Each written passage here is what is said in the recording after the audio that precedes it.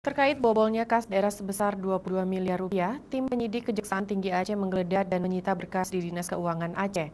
Tak hanya itu, 3 rumah tersangka juga digeledah tim Kejaksaan untuk mempercepat penyelesaian penyelidikan. Terkait dugaan bobolnya kas daerah sebesar Rp22 miliar tahun 2010 dan 2011 ketika Kepala Dinas Keuangannya masih Dr. Andes Parais MSI, 20 penyidik Kejaksaan Tinggi Aceh menggeledah dan menyita dokumen dari 3 ruang kerja di Dinas Keuangan Aceh. Saat penggeledahan di Dinas Keuangan Aceh, tim menyita sejumlah dokumen, berkas, dan perangkat keras komputer untuk penyelesaian penyidikan.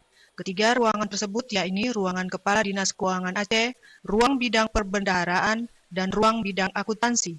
Selama beberapa jam, tim penyidik Kejati Aceh mengumpulkan hal-hal yang dianggap perlu untuk penyidikan. Dan setelah selesai menyita dokumen di Dinas Keuangan Aceh, tim penyidik Kejati Aceh langsung bergerak ke rumah ketiga tersangka, yaitu rumah Kepala Dinas Keuangan Aceh Dr. Andes Paradis, lalu Bendahara Umum Hidayat, kemudian Staf Bendahara Umum Mokhtarudin, untuk mengumpulkan dokumen guna penyelesaian penyidikan terhadap kasus ini.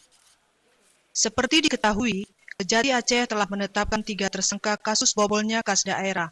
Kasus ini berawal dari temuan BPK RI Aceh, di mana dalam laporan pemeriksaan 2012 telah terjadi kekurangan kas Aceh sebesar Rp33 miliar lebih. Setelahnya dimintalah BPKP Aceh menelusuri bobolnya kas daerah tersebut. Dan dalam pemeriksaan ditemukan kekurangan Rp33 miliar lebih di kas daerah. Dan saat pemeriksaan itu, DPKKAD yang sekarang menjadi DKA mengembalikan kekurangan dana sebesar Rp8 miliar. Kemudian sisa kekurangan Rp22 miliar lebih ditutupi DPKKAD dari dana migas. Meskipun telah dikembalikan oleh DKA, tetapi Kejati Aceh menemukan ada indikasi kerugian negara sebesar Rp22 miliar.